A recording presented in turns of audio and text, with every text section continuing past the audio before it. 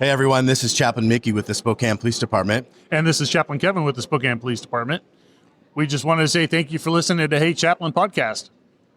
Hey, this is Frank O'Loughlin, the Training and Conference Director for the International Conference of Police Chaplains. Thanks for joining us today and listening to Hey Chaplain. Welcome to the Daily ICPC. My name is Jared Altic, and I'm a chaplain with the police department. This is a limited podcast series from Hey Chaplain, which follows police chaplains Jared Altic and Ward Jenkins to Little Rock, Arkansas, to attend the annual training seminar of the ICPC, the International Conference of Police Chaplains. This series will provide a daily behind-the-scenes look at the convention, and this is our Day 4 episode. Ward, how are you? I'm doing well, Jared. How are you? I'm doing pretty well, except I had to venture outside for the first time all week. I had not been outside since you picked me up at the airport. Oh. And then last night, we had a free night. Yeah. And so where did you go? I went to a place called the Flying Fish that's actually not far away, like 0.4 miles away, and I was actually on my walk there, and it was hot. Yeah. And my brothers-in-law were driving by, and they honked at me, and I jumped in at a stoplight, and so... Oh. So I probably walked about 0.15 miles. Oh, that must be nice. Yeah, I went out with a buddy, and I hit the front door of the hotel for the first time all week going outside. And I'm like, oh, my goodness, it is warm. And it was like opening the door of an oven. Yeah, with steam. Hot wind. With steam. Yeah, a steam oven. Yeah, absolutely. Mercy's sakes. It was really, really warm. So I met up with a guy that works for my alma mater. He works for Ozark Christian College. Okay. And he was a professor at the time. He's worked in the administrative building. And you ran into him here at the conference, and you recognized him. Yeah. Okay. And so we decided to go catch up. And we walked the same direction. We were at a neighboring restaurant. Okay. The little pizza place. Oh, yeah. And we went in, and he said, Jared, tell me everything. Which is his fault. Okay, this is his mistake because I don't think I took a breath for the next like 2.5 hours. Yeah, asking you to talk is that's a rookie move right there. It was his mistake. It was his mistake. I mean, we got a podcaster, we got a pastor. Wow. Okay, but his name is Drew Ashwell. Okay, and Drew, he's a police chaplain in Joplin, Missouri. Okay, and like I said, he works for Ozark Christian College, and just such a good, kind-hearted man. I just really admire him.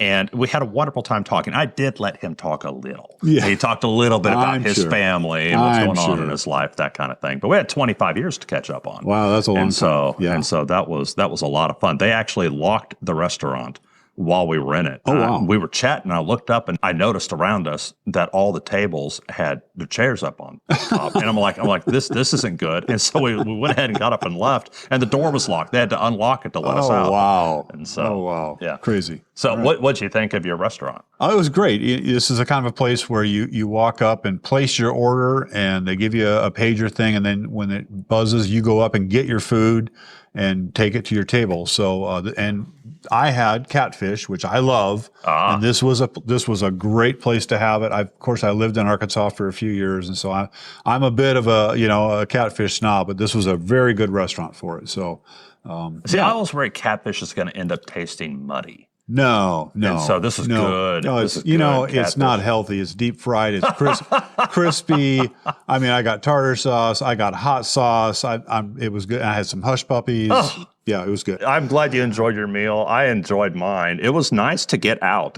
Downtown Little Rock, I've heard that they've, had crime problems, that kind of thing. But it's really, I thought it was pretty nice. It's very beautiful here. The river where we're at, we're right next to the River Walk area. And there's museums, and the river's beautiful. And the people were friendly. And there was police presence. Yes, I was able to snap a photo of a patrol car from Little Rock PD. Yep. And so I thought it was really, really nice. So we came back and had another day of classes. This is actually our longest day of classes as far as just number of class hours. Right. And I finished my basic courses. I took all 10 courses. Okay. And the reason I've done that, the reason I chose to come to ICPC this year, and the reason I went and took all these basic courses, which included some really good topics. I mean, it included things like, the legal aspects of chaplaincy, call outs, stress management, suicides, death notifications, multiple other topics, really, really good topics and well taught.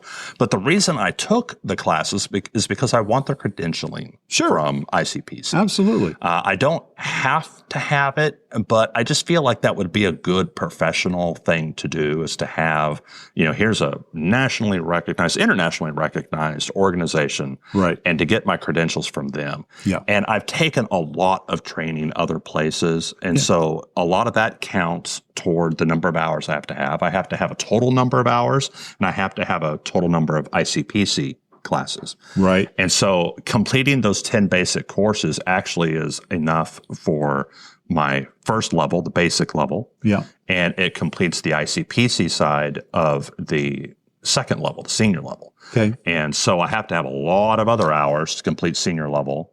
But I think I have that. And the other thing is, if you can get a hold of your college transcripts and send those in.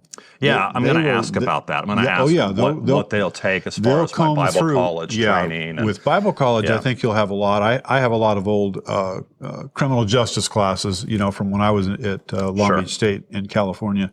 Sure. They'll apply. I mean, I had psychology classes, social work classes, that kind of thing, and they'll look at those and you and I go to trainings pretty frequently. I mean, there's all kinds of stuff available locally and regionally, and then this on the national level. Right. And so I'm hoping my hours should add up for those first two levels. I can apply for each one in succession. And that's what I intend to do. Yeah. And then frankly, I don't think I'm very far away from the third level. Now, the third level, the second level requires 5 years experience with your agency. Okay. The second level requires 10 years. Gotcha. And so my start date is kind of fuzzy, but I'm approaching 10 years that I can prove with documentation. Sure. And so as soon as I hit that mile marker and complete all the other hours, the continuing education hours that they require, I'm going to go for the third level, which is the master level. Yeah. And so I'm going to do that. And I don't know that I'll ever go beyond that. Yeah. But I like ICPC, so I certainly intend to continue and hopefully go to annual training seminars as frequently as I can each year, if I'm able to. Yeah. And that's my intention. Yeah. What do you want out of ICPC? I'm hoping eventually to be able to teach, and that's the whole. I've been going through this instructor development course during this whole week. This is the first step in being qualified to be an instructor. I think there's some other things I have to do that have to be satisfied, at the ICPC leadership. But I'm working on it, and this is the first step. So. It's exciting, and just knowing how to better organize your lesson plans, and even down tomorrow in our last class, we're going to talk about how to write an evaluation, because we want whoever we've instructed, we want to get feedback from them and get useful feedback. Yeah. Hey, this was good. This wasn't, that kind of thing. So it's all useful, good information. And it was a good day. We gave our presentation today, our group presentation on teen suicides. That was our topic, and it went as well as it could under the circumstances. We were a little rushed. You had technical stuff, right? You're using someone else's computer. Google Docs. It didn't go on the screen right. Whatever. It was all good. We still had. Apart from the technical aspect, you felt good about it. We generated good discussion. Okay, when you talk about suicide with people, especially if you're in a group with a group of people that deal with suicide, you're gonna start hitting home. Yeah. What, just from your estimation, in your group, do you feel like there's some good instructors in that group? I do. I think there's and some people, I will be honest with you, some people that I didn't think would present well publicly did really well. Right. And others that I thought maybe would have done better didn't. And I don't know what people thought about me, but, but that's the way it is. Yeah. I'm that way with preachers. I'll go to a funeral or a wedding. I'm like, I don't know if this guy can. And then all of a sudden you're like, wow. Then he blows my socks off. I'm like, oh, this guy's really good. Yeah. We're old enough to know that we can't judge a book by its cover. That's right. But we do anyway. We try. We always. We make it's hard not to as a human. tell me, you had another new experience. This is your first experience manning a vendor's booth at a convention. Yeah. What was that like for you? Well, first of all, I'm in the presence of greatness. And so We were right next to Jennifer Lanson. You're right. You're right. I was next to Jared Altic all week, and I loved it. I loved being there. I do believe in what you're doing. I do believe in it. This is a great resource for our officers to have. So, the old adage, I've never really spent much time in sales. The old adage is if you believe in what you're selling, you'll be a good salesperson. Yeah. So it was easy for me to promote Hey Chaplain. It was easy for me to tell people, take these back and get the QR codes to your cops and that kind of a thing. I had people coming up to me because I'm at the table when you're busy, and they're like, "Wow, thank you so much for being being Hey Chaplain, because we use your podcast and yada yada." And I'm like, I'm not the guy. I'm just the volunteer who's sitting in here with Jared, and I keep telling you get what you pay for, and I was free help. So well, I walked up several times this week with you talking to somebody, and it all sounded really good. No, thank you. Yeah. I appreciate that you invited me, and I really enjoyed the experience, and I got something out of it because I met a lot of people, so it was good. So Thank you. tell me about some of the people that we've met this week. Some people were not for the first time; we were meeting them again, but some people we met new. Yeah, I met a chaplain, Jeremy Hockett. Yes, from Wichita. Jeremy. Yep. And just a great guy, former law enforcement officer, serving as a chaplain now. And now we've exchanged information. He's kind of interested in some of the things that I'm involved with at First Midwest, the chaplain organization I'm a part of, and we do retreats for first responders who are, really struggling, like suicidal ideation and attempted suicides. We bring together and do a retreat for them.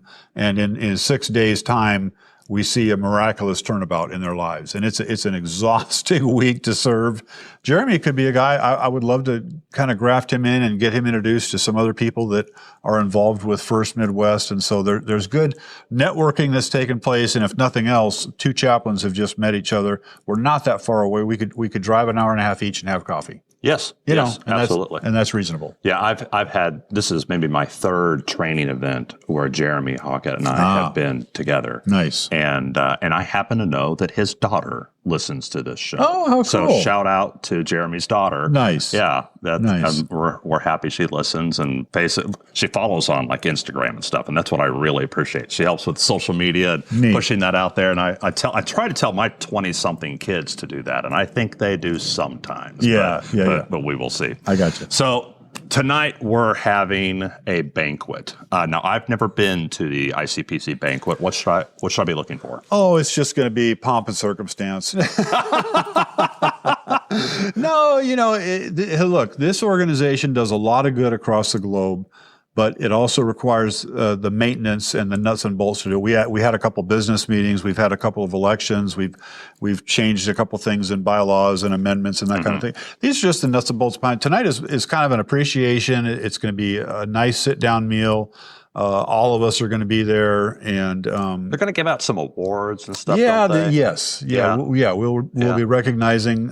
Some of these chaplains have been doing this for 30, 40 years. I've met two different chaplains this week that started police chaplaincy in the 1970s. Yes. I started in the 1970s. Right. Right. I was born in the 1970s, right.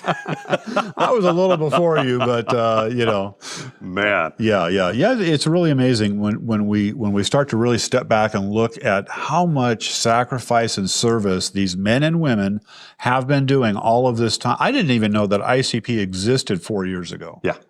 That's the truth. Yeah. And now I see them and I'm part of them and I believe in what we're doing and I want to keep doing that. Yes. So, my embarrassment is that I've known they've existed for several years and I've run parallel to them and not gotten involved until just this last year. Yeah. And I wish I had done that sooner. Yeah. But you know what? God has perfect timing in everything we do. So we'll just run with that. And tomorrow you fly home and tomorrow I drive home.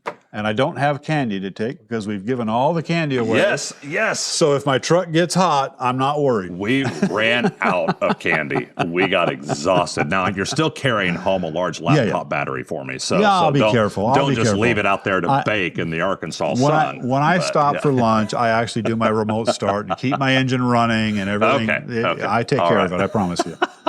So, but yeah, we used up all the candy and goodness, probably 3/4 of the stickers and other merch that we brought. Nice. And that was really good. Yeah. It's great. I kept calling it the bait jar. Bring people in. That's right. So, but it works. It did work.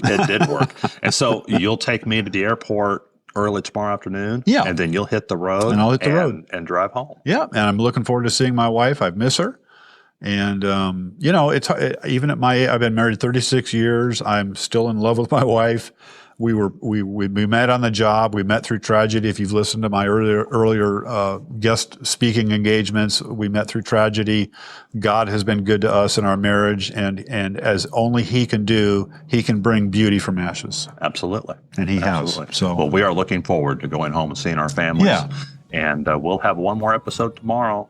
And then a final episode we'll produce here in a week or so. Nice. I look forward to it, Jared. That'll be great. Okay. That'll be great. From Little Rock, Arkansas, this is Jared Altic with Ward Jenkins. And this was the Daily ICPC from Hey Chaplain. And as always, pray for peace in our city.